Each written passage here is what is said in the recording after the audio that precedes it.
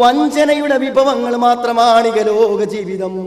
പടച്ചോന പറഞ്ഞതിന്റെ സഹോദരങ്ങളെ, ആ പരിസമാപ്തിയെ നമ്മൾ മനസ്സിൽ കാണണം. ഈ ശരീരം എവിടേക്ക് പോകുന്നു, ഈ ജീവിതം എവിടേക്ക് പോകുന്നു എന്ന് നമ്മൾ മനസ്സിലാക്കണം.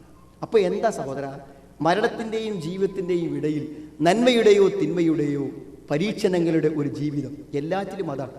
നിങ്ങളുടെ കുട്ടികൾ നല്ല പദവികൾ നേടിയപ്പോൾ നിങ്ങൾ ചിരിച്ചു, ആ കുട്ടികൾക്ക് പ്രതികൂലാവസ്ഥ ഉണ്ടായപ്പോൾ കരഞ്ഞു. സാമ്പത്തിക വിജയങ്ങൾ കിട്ടിയപ്പോൾ നാം ആഹ്ലാദിച്ചു, പരാജയങ്ങളിൽ നാം ഉറങ്ങാതിരുന്നു.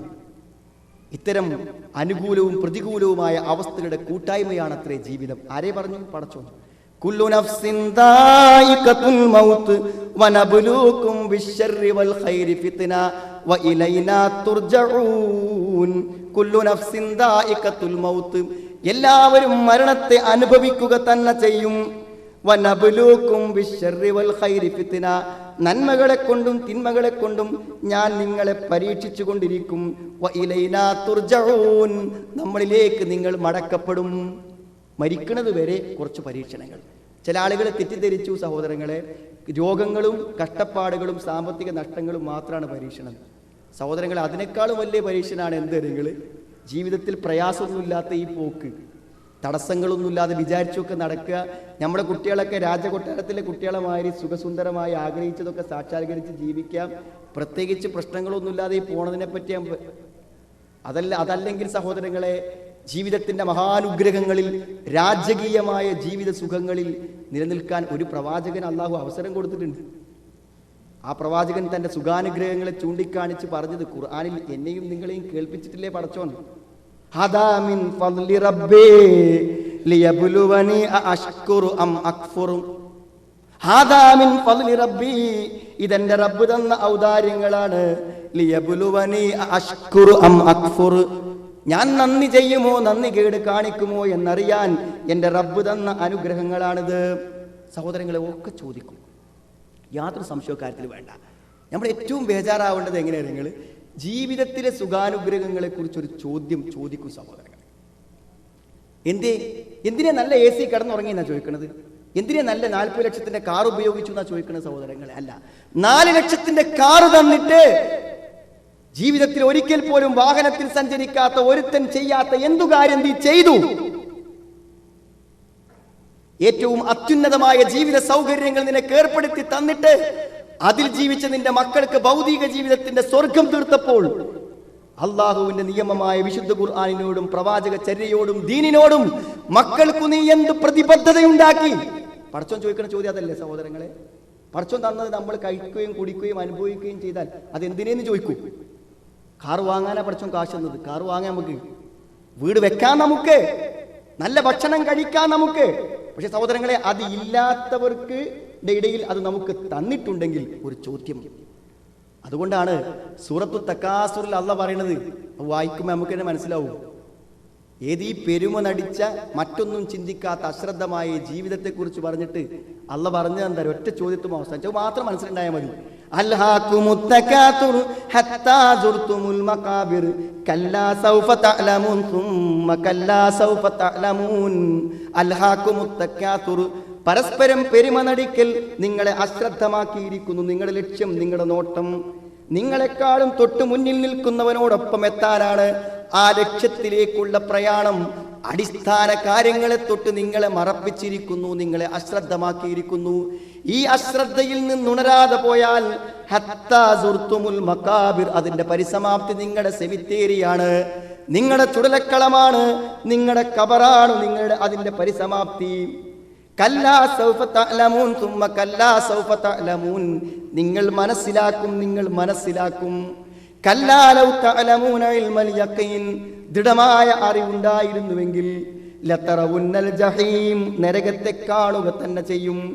ജീവിതത്തിന്റെ തിരക്കിൽ, സമ്പത്തിന്റെ പാച്ചിലിൽ, സുഖാനുഗ്രഹങ്ങളിൽ നരകത്തെ കണ്ണുകൊണ്ട് കാണുമെന്നോർക്കണം.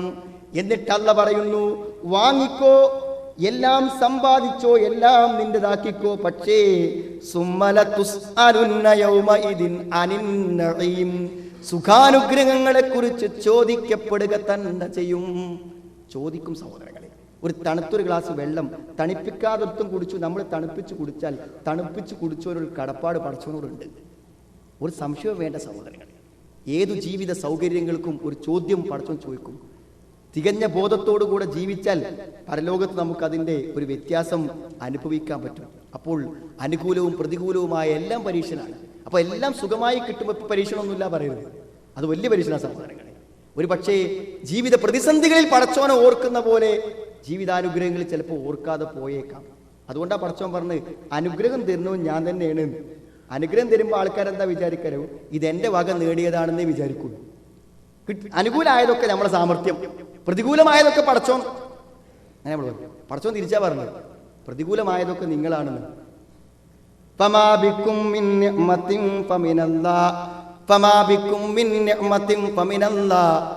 അനുഗ്രഹങ്ങളിൽ നിന്നും നിങ്ങൾക്ക് എന്തു ലഭിക്കുന്നുവോ ഫമിനല്ലാ, അത് അല്ലാഹുവിൽ നിന്നാണ്. നമ്മൾ തിരിച്ചറിയണം സഹോദരങ്ങളെ. ജീവിതത്തിന്റെ ഒരു നിമിഷവും പരീക്ഷണമായിട്ടല്ലാതല്ല. വെറുതെ വേണമെങ്കിൽ നമുക്ക് ഉദാഹരണങ്ങൾ പറയാം. ജീവിതത്തിൽ പരീക്ഷിക്കപ്പെടുന്ന പല രംഗങ്ങളുണ്ട്. ഒന്നെന്താ അറിയോ നിങ്ങൾ? ധാർമ്മിക ജീവിതമാണ്, സദാചാര ജീവിതം. സഹോദരങ്ങളെ, പരീക്ഷിക്കപ്പെടും. പരാജയപ്പെട്ടാൽ വലിയ നഷ്ടീകാരവിടെ. കാരണം പരസ്യങ്ങളല്ലേ മറ്റുള്ളവർ അറിയുന്നുള്ളൂ, രഹസ്യങ്ങൾ ആരും അറിയുന്നില്ല. അതുകൊണ്ട് സഹോദരങ്ങളെ, ഏറ്റവും വലിയ പരീക്ഷണം നടക്കുക രഹസ്യ ജീവിതത്തിലാണ്.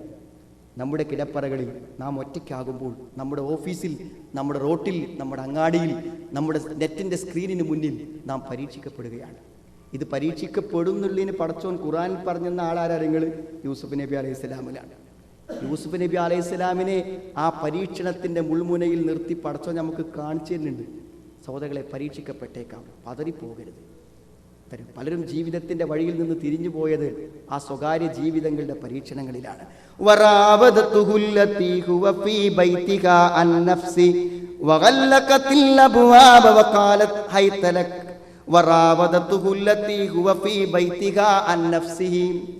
യൂസുഫ് നബി താമസിക്കുന്ന വീട്ടിന്റെ ഉടമസ്ഥ അവൾ അവനെ വശീകരിക്കാൻ വേണ്ടി ശ്രമിച്ചു.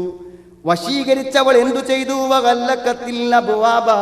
വാതിലുകളെ കൊട്ടിയടച്ചുകൊണ്ട് അവൾ പറഞ്ഞു, ഹൈത്തലക്ക് വരൂ, വരൂ എന്ന് വിളിച്ചു. സഹോദരങ്ങളെ, ആ പരീക്ഷണത്തെ എങ്ങനെ യൂസുഫ് നബി അലൈഹിസ്സലാം അതിജീവിച്ചു, അത് നമ്മുടെ മനസ്സിലുണ്ടാവട്ടെ. യൂസുഫ് നബി ആ നിമിഷം പറഞ്ഞു, അല്ലാഹുവിൽ ശരണം. നാഥ, തെറ്റുകൾക്ക് കീഴ്പ്പെട്ടു പോകുന്ന പ്രതികൂല സാഹചര്യത്തിന്റെ മുന്നിലാണ് ഞാൻ. അല്ലാഹുവേ, നീ എന്നെ രക്ഷിക്കണേ എന്ന് അദ്ദേഹം അല്ലാഹുവോട് അഭ്യർത്ഥിച്ചു. മാത്രമല്ല, അദ്ദേഹം ഓർത്തു മനസ്സിൽ, ഇന്നഹു റബ്ബി അഹ്സന മത്വായ, ഈ വീട്ടിലെല്ലാ സൗകര്യങ്ങളും തന്ന് എന്നെ താമസിപ്പിച്ച, എന്റെ സങ്കേതം നന്നാക്കിയ എന്റെ യജമാനനോടുള്ള നന്ദികേടായിരിക്കും ഇപ്പോൾ ഞാൻ തെറ്റിലേക്ക് വഴുതിപ്പോയാൽ. എന്നെ താമസിപ്പിച്ച, എനിക്ക് നല്ല താമസങ്ങൾ ഒരുക്കിയ ഈ കൊട്ടാരത്തിലെ രാജ്ഞി ക്ഷണിക്കുന്ന തിന്മയിലേക്ക് ഞാൻ പോയാൽ എന്നെ ഏൽപ്പിച്ച ഈ വീട്ടിന്റെ ഉടമസ്ഥനെ ഞാൻ വഞ്ചിക്കുകയായിരിക്കും. അയാളാണ് എനിക്ക് ജീവിത സൗകര്യങ്ങൾ ഏർപ്പെടുത്തിയത്. അതുകൊണ്ട് പതറാൻ പറ്റിയ സമയമല്ലിപ്പോൾ, ഞാൻ എന്റെ മനസ്സു മാറാൻ പറ്റിയ സമയമല്ലപ്പോൾ. മാത്രമല്ല, മൂന്നാമത് അദ്ദേഹത്തിന്റെ മനസ്സിൽ വന്ന കാര്യം, ഈ സമയമെങ്ങാനും ഞാൻ ഈ ദുർബല നിമിഷങ്ങളിൽ ഒരു തെറ്റിനു കീഴ്പ്പെട്ടാൽ ഇന്നഹു ലാ യുഫ്ലിഹുൽ ളാലിമൂൻ, അക്രമികൾക്ക് വിജയമില്ല. ഒരു തെറ്റു ചെയ്തവന് വിജയമില്ല. ആ തെറ്റു പരാജയത്തിലേക്കുള്ള വഴി തുറക്കും, അത് തിന്മയിലേക്കുള്ള വഴി തുറക്കും, അത് മാർഗഭ്രംശവും വ്യതിയാനവും ഉണ്ടാക്കും, ജീവിതം വഴിവിട്ടു പോകും. അതുകൊണ്ട് ഇപ്പോൾ ഞാൻ പതറിപ്പോകാൻ പാടില്ല. സഹോദരങ്ങളെ, വലക്കത് ഹമ്മത്ത് ബി വഹമ്മ ബികാ ലൗലാ അൻ റആ ബുർഹാന റബ്ബി കദാലിക നസ്രിഫ അൻഹു സ്സൂഅ വൽ ഫഹ്ശാ ഇന്നഹു മിൻ ഇബാദിനൽ മുഖ്ലസീൻ. വലക്കത് ഹമ്മത്ത് ബിഹി വഹമ്മ ബികാ, ആ സന്ദർഭത്തിൽ അവൾ അവനെ ആഗ്രഹിച്ചു.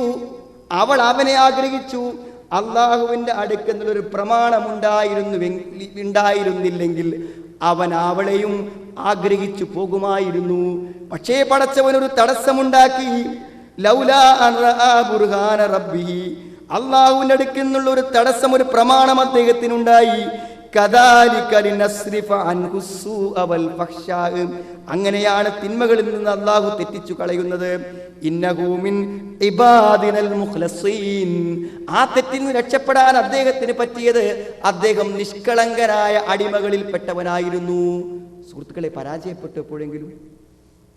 വ്യക്തിപരമായ പരീക്ഷണത്തിൽ പരാജയപ്പെട്ടോ? നമ്മുടെ കൺമുന്നിൽ അവസരങ്ങൾ തേടി വന്നപ്പോൾ സഹോദരങ്ങളെ പതറിപ്പോയോ? ആരും കാണാത്ത സ്വകാര്യ നിമിഷങ്ങളിൽ ഈ ചിന്തകളെ കൊണ്ട് നാം പിൻവാങ്ങിയോ? ഇനിയും വരും ജീവിതത്തിൽ അവസരങ്ങൾ. തെറ്റിപ്പോയാൽ സഹോദരങ്ങളെ, വ്യഭിചാരം അത്ര മാരകമാണ്. ഖബറിൽ ഉയർത്തെഴുന്നേൽപ്പ് നാളുവരെ അടുപ്പ് പോലുള്ള ഒന്നിൽ തീ കത്തുന്നതിൽ നഗ്നരായി കിടന്നു മറിയുന്ന അവസ്ഥയിൽ ഉയർത്തെഴുന്നേൽപ്പ് നാളുവരെ. നാളെ പരലോകത്ത് ശിർക്കും കൊലപാതകവും കഴിഞ്ഞാൽ ഏറ്റവും വലിയ പാപമായി എണ്ണപ്പെടുന്നത് സിനയാണ്, വ്യഭിചാരം. കണ്ണുകൊണ്ടും ഹൃദയം കൊണ്ടും നിരന്തരം വ്യഭിചരിച്ചുകൊണ്ടിരിക്കുന്നവർ, ഓരോ ദിവസത്തിൻ്റെയും പാപത്തിൻ്റെ കണക്കില്ലാത്ത എണ്ണം റെക്കോർഡുകളിലേക്ക് ചേർത്ത് വയ്ക്കുന്നവർ. നാം ആത്മാർത്ഥമായ ആത്മപരിശോധന നടത്തണം. കാരണം പടച്ചോൻ നമ്മളെ പരീക്ഷിച്ചുകൊണ്ടിരിക്കുകയാണ്. നമ്മുടെ മുമ്പിൽ ഇരിക്കുന്നവൾ, നമ്മുടെ കൂടെ സഞ്ചരിക്കുന്നവൾ, നമ്മളെ ഫോണിൽ വിളിക്കുന്നവൾ നമുക്കുള്ള പരീക്ഷണമാണ്. തിരിച്ചറിഞ്ഞില്ലെങ്കിൽ സഹോദരങ്ങളെ പരാജയപ്പെട്ടു പോകും. വ്യക്തിപരമായ പരീക്ഷണങ്ങൾ ധാർമ്മിക രംഗത്ത് വരും. അതുകൊണ്ടാണ് തൻ്റെ സാഹചര്യങ്ങളിൽ നിന്ന് അതിനെ തിരിച്ചറിഞ്ഞ യൂസുഫ് നബി അലൈഹി സ്വലാം പറഞ്ഞു, പടച്ചോനെ ആ ജയില് മതി എനിക്ക്. തിന്മയിലേക്ക് പോകുന്ന സാഹചര്യങ്ങളുള്ള ഒരുത്ത് എന്ത് സൗകര്യമുണ്ടെങ്കിലും എനിക്ക് വേണ്ട, ആ ജോലി എനിക്ക് വേണ്ട, ആ വീട് എനിക്ക് വേണ്ട, ആ അങ്ങാടി എനിക്ക് വേണ്ട, ആ പരിസരം എനിക്ക് വേണ്ട. കാരണം എനിക്ക് ജയിലാണ് ഇഷ്ടം. ഖാല റബ്ബി സിജ്നു അഹബ്ബു ഇലയ്യ മിമ്മാ യദ്ഊനനി ഇലൈഹി. അവൻ എന്തിലേക്ക് എന്നെ ക്ഷണിക്കുന്നുവോ അതിനേക്കാളും എനിക്ക് പ്രിയപ്പെട്ടത് ജയിലാകുന്നു. വ ഇല്ലാ തസ്രിഫ് അന്നി കൈദഹുൻ അസ്ബു ഇലൈഹിന്ന വഅകും മിനൽ ജാഹിലീൻ. അവരുടെ കുതന്ത്രങ്ങൾ ഇത് പടച്ചോനെ നീ എന്നെ തെറ്റിച്ച് തന്നിട്ടില്ലെങ്കിൽ ഞാൻ അതിൽ പതിക്കുമായിരുന്നു എന്നാണ്. അപ്പോൾ സഹോദരങ്ങളെ, ധാർമ്മിക രംഗത്ത് പരീക്ഷണങ്ങൾ ഉണ്ടാകും. അത് നമ്മൾ ചിന്തിക്കുക. ആ പരീക്ഷണങ്ങൾ മാരകമായ പരിണിതി സൃഷ്ടിക്കും. കാരണം അത് ഒരിക്കലല്ല, ഒരു സന്ദർഭത്തിലല്ല, നല്ല സൂക്ഷ്മത. അതുകൊണ്ട് അള്ളാഹുവിൻ്റെ റസൂൽ നമ്മൾ പറഞ്ഞു, ഇയ്യാക്കും വദ്ദുഖൂല അലന്നിസാ. പെണ്ണുങ്ങളുള്ളടത്ത് കയറി ചെല്ലുമ്പോൾ നല്ല ശ്രദ്ധിച്ചുകൊണ്ടു എന്നാണ്. സഹോദരങ്ങൾ, അത് സ്വന്തം വീട്ടിനുള്ളിലും പ്രശ്നമാണ്, മനസ്സിലായില്ലേ? പുറത്തും പ്രശ്നമാണ്. അയൽപക്കത്ത് ഡോറ് തുറക്കുമ്പോൾ പ്രശ്നമാണ്, അങ്ങാടിയിലേക്ക് ഇറങ്ങിയാൽ പ്രശ്നമാണ്, ഓഫീസിൽ പ്രശ്നമാണ്, നാം അറ്റൻഡ് ചെയ്യുന്ന കോളുകളിൽ പ്രശ്നമാണ്. നല്ലോണം ശ്രദ്ധിച്ചില്ലെങ്കിൽ സഹോദരങ്ങളെ വലിയ നഷ്ടം ജീവിതത്തിൽ നമുക്ക് സംഭവിച്ചു പോകും. മാത്രമല്ല, സാമ്പത്തിക രംഗത്ത് പരീക്ഷണം ഉണ്ടാവും. പൈസ നല്ലോണം പടച്ചോൻ തന്നിട്ട് നമ്മളെ പരീക്ഷിക്കാൻ തന്നെയാണ് പടച്ചോൻ സാമ്പത്തികമായ കാര്യങ്ങൾ നമുക്ക് തരുന്നത്.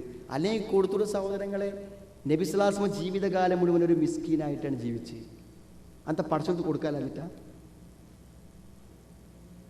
നമുക്ക് ജീവിത സൗകര്യങ്ങൾ തന്നത് ഒരു പരീക്ഷണത്തിന് വേണ്ടി തന്നെയാണെന്ന് തിരിച്ചറിയണം. അപ്പം നമ്മുടെ സമ്പത്തിൻ്റെ ഓരോ പോക്കറ്റിൽ കിടക്കുന്ന ഓരോ റിയാലിലും നമ്മുടെ ജീവിതത്തിൻ്റെ കാഴ്ചപ്പാടുകളെ വിലയിരുത്തപ്പെടുന്നുണ്ട്. ഇതൊരു പ്രസംഗിക്കാൻ വേണ്ടി പറയണല്ലോ സഹോദരങ്ങൾ, ആയത്തല്ലേ നമ്മൾ ഈ ഓതുന്നത്. അതൊക്കെ ജീവിതത്തിൽ നല്ലോണം ചേർത്ത് വെച്ച് ചിന്തിച്ചോളി. ഇപ്പോൾ ബോധ്യപ്പെട്ടാൽ എനിക്കും നിങ്ങൾക്കൊക്കെ ഗുണമാണ്, മനസ്സിലേ? ഒരു ബുദ്ധിമുട്ടില്ലാതെ വാങ്ങി പോക്കറ്റിൽ ഇടാൻ പറ്റും. പക്ഷെ ആലോചിക്കുക, ഇതിൻ്റെ കണക്ക് എവിടെ പറയുന്നു? ഒരു പ്രശ്നം ഉണ്ടാവില്ല. ഇന്ന ഖാറൂന മിൻ ഖൗമി മൂസ ഫബഗാ അലൈഹിം വആതൈനാഹു മിനൽ കുനൂസ്. നല്ല നിധിശേഖരങ്ങളെ കൊടുത്തു പടച്ചോൻ. ആർക്കരങ്ങൾ? മൂസാ നബിൻ്റെ കൗമിൽപ്പെട്ട ഖാറൂന് പടച്ചോൻ കൊടുത്തു. സുഹൃത്തുക്കളെ, സൂറത്തു കസ്ർ നിങ്ങളതൊന്ന് വായിച്ചുകൊണ്ട് എങ്ങനെയാണ് ഒരു സാമ്പത്തിക പരീക്ഷണം എന്ന് ശരിക്ക് അതിലിങ്ങനെ കാണാൻ പറ്റും. അവൻ നാട്ടിൽ ഇറങ്ങി വരുമ്പോൾ അവൻ്റെ പ്രൗഢിയും അവൻ്റെ മനോഹാരിതയും കാണുമ്പോൾ നാട്ടുകാരൊക്കെ പറയല്ലേ, എന്താണ് ഖാറൂൻ്റെ അവസ്ഥ, നമുക്കുണ്ടായെങ്കിൽ ഇങ്ങനെയും മോഹിക്കാത്ത ഒരാളുമില്ല. എല്ലാവരെയും മോഹിപ്പിക്കുന്ന ജീവിതാവസ്ഥ.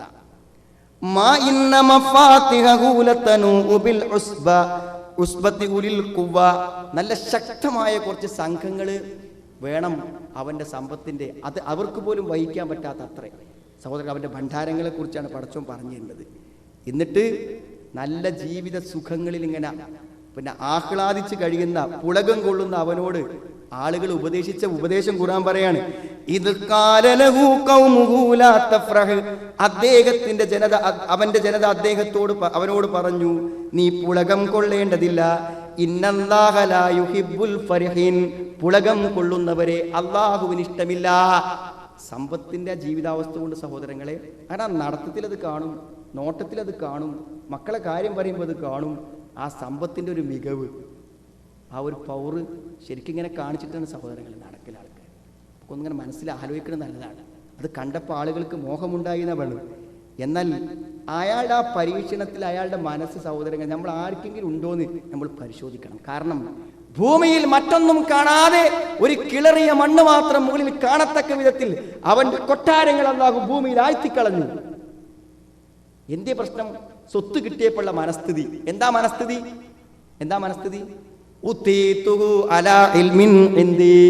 എന്റെ സ്വത്തൊക്കെ എന്റെ സാമർത്ഥ്യം കൊണ്ട് കിട്ടിയാണ്.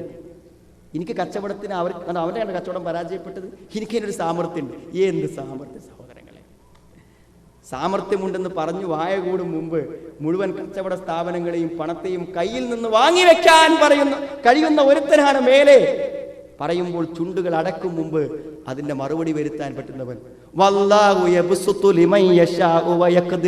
അവൻ ഉദ്ദേശിക്കുന്നവർക്ക് വിശാലമാക്കും, ചുരുക്കി കൊടുക്കും.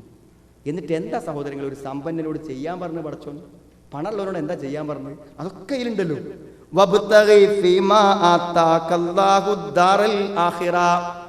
നിനക്കു കിട്ടിയ ജീവിത സൗകര്യങ്ങളെ പരലോകത്തിന് വേണ്ടി വിനിയോഗിച്ചോ. ഈ സമ്പത്ത് മുഴുവൻ പരലോകത്തിന് ഗുണകരമാക്കി തീർത്തോ. നിന്റെ പദവികളെ, നിന്റെ സമ്പത്തുകളിൽ നിന്നും പരലോകത്തെ ആഗ്രഹിച്ചു. ഇവിടെ ജീവിതം ശാശ്വതമല്ലെന്നും കുറച്ചു കാലമേ ഉള്ളുവെന്ന് നീ മനസ്സിലാക്കിക്കോ. അല്ലെങ്കിൽ ഭൗതികമായ നിന്റെ ജീവിതത്തിന്റെ വിഹിതങ്ങൾ നീ നിർവഹിച്ചോ.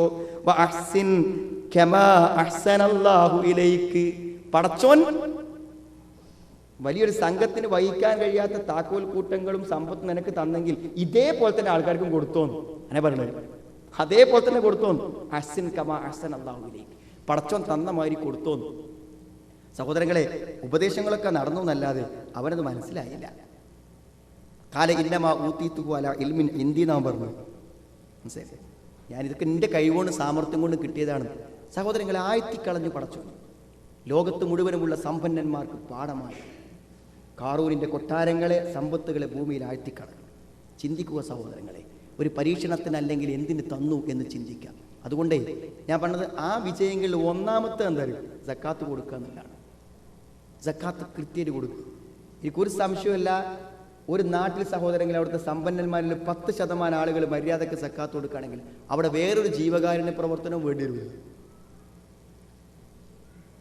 ഞങ്ങളെ പള്ളിയിൽ ആരെയും പോയി പിരിക്കാതെ നിസ്കാരം പോലെ ഒരു കടമയായി കണ്ട് സക്കാത്ത് തരുന്ന ആളുകൾ വളരെ കുറച്ചു മാത്രം സലഫി പ്രവർത്തകന്മാരുള്ള ഞങ്ങളെ ടൗണിൽ 13 ലക്ഷം, ഏകദേശം 14 ലക്ഷത്തോളം രൂപ ഒരു വർഷത്തിൽ സക്കാത്തായി കിട്ടും. ഏതൊരാളെ എന്തൊരു കാര്യത്തിന് വന്നാലും സക്കാത്തിന്റെ വിഹിതത്തിൽ ഉൾപ്പെടുത്താൻ പറ്റുമെങ്കിൽ സഹോദരങ്ങളെ സഹായിക്കാൻ പറ്റും. ഒരു വർഷം ഒരു വീട് സുന്ദരമായ ഒരു കുടുംബത്തിന് ഉണ്ടായി കൊടുക്കും. ഇപ്പോൾ ഒരു വീടിന്റെ പണി നടന്നുകൊണ്ടിരിക്കുകയാണ്.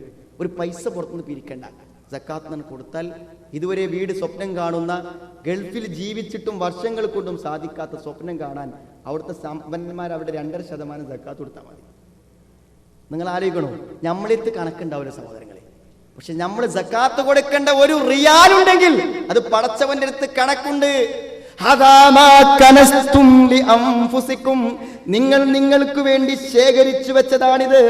സക്കാത്ത് കൊടുക്കാത്ത നിന്റെ പണം നിനക്ക് നാളെ പരലോകത്ത് നരകത്തിൽ തകിടുണ്ടാക്കാൻ നീ തന്നെ സൂക്ഷിച്ചു വെച്ചതാണ്.